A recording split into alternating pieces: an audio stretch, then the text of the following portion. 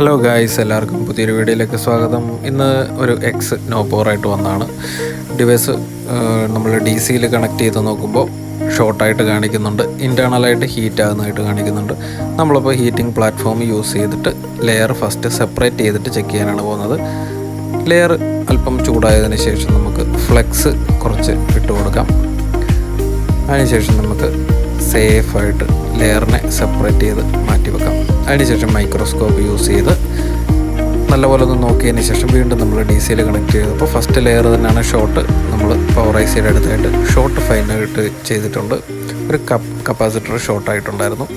നമ്മളപ്പം നേരെ ഷോർട്ടായ capacitor remove ചെയ്തിട്ട് short remove ആയിട്ടുണ്ടോ എന്ന് വീണ്ടും DC യൂസ് ചെയ്ത് ചെക്ക് ചെയ്ത് നോക്കാനാണ് പോകുന്നത്. DC-യിൽ നോക്കുമ്പോൾ ഷോർട്ട് റിമൂവ് ആയതായിട്ട് കാണുന്നുണ്ട്. നമ്മളിനിയിപ്പോൾ റിമൂവ് ചെയ്ത് മാറ്റിയ ഷോർട്ടായ കപ്പാസിറ്ററിന് പകരം വേറൊരു കപ്പാസിറ്റർ അവിടെ ഇൻസ്റ്റാൾ ചെയ്തതിന് ശേഷം നമുക്ക് ചെക്ക് ചെയ്ത് നോക്കാം. അപ്പോൾ നമ്മൾ കപ്പാസിറ്റർ വെക്കുന്നതിന് മുമ്പേ സർഫസ് നല്ലപോലെ ക്ലീൻ ചെയ്തതിന് ശേഷം ഒരു ഡോണർ ബോർഡിൽ നിന്ന് പുതിയൊരു കപ്പാസിറ്റർ നമുക്ക് നേരെ അതിലേക്ക് എടുത്തിട്ട് നോക്കാം.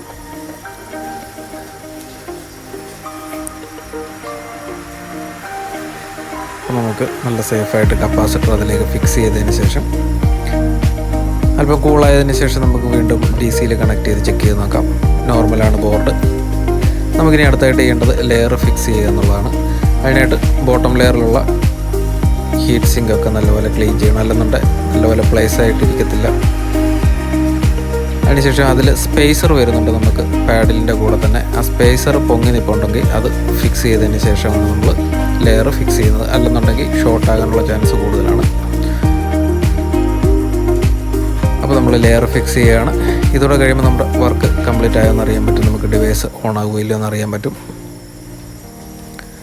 അപ്പം അല്പം ഫ്ലെക്സൊക്കെ യൂസ് ചെയ്തതിന് ശേഷം നമുക്ക് ലെയർ ഫിക്സ് ആകുന്നിടം വരെ വെയിറ്റ് ചെയ്യാം. നമ്മൾ റീബോൾ ചെയ്തിട്ടില്ല, കാരണം അതിൽ നിലവിലുള്ള ബോൾസ് ഒന്നും അധികം പോകാത്ത രീതിയിലാണ് നമ്മൾ റിമൂവ് ചെയ്തെടുത്തത്. അപ്പം ബോർഡ് ഫിക്സ് ആക്കിയിട്ടുണ്ട്. ഇനി നേരെ ഫോണിലേക്ക് ഇട്ട് നമുക്ക് ക്ലോസ് ചെയ്യാം. എല്ലാ കണക്ടറും ഡിസ്പ്ലേയും നമുക്ക് ഫിക്സ് ചെയ്തതിന് ശേഷം ഡിവൈസ് ഓണാക്കി ചെക്ക് ചെയ്ത് നോക്കാം. ഡിവൈസ് ഓണായി വന്നിട്ടുണ്ട്. അപ്പോൾ നമ്മൾ ഷോർട്ട് റിമൂവ് ആയ കപ്പാസിറ്റർ ഷോർട്ടായിരുന്നു, പവർ IC-യുടെ അടുത്തായിരുന്നു ഷോർട്ട്. നമ്മൾ റിമൂവ് ചെയ്ത് ഡിവൈസ് ഓണാക്കി എടുത്തിട്ടുണ്ട്. അപ്പോൾ ഇതുപോലുള്ള വീഡിയോകൾക്കായിട്ട് ചാനൽ ഒന്ന് സബ്സ്ക്രൈബ് ചെയ്ത് വെച്ചോളൂ. ഇതുപോലുള്ള പുതിയ ഐഫോൺ റിലേറ്റഡ് ആയിട്ടുള്ള വീഡിയോ ആയിട്ട് ഇനിയും വരുന്നതായിരിക്കും. അപ്പം പുതിയൊരു വീഡിയോ ആയിട്ട് കാണുന്നത് വരെ എല്ലാവർക്കും ഗുഡ് ബൈ.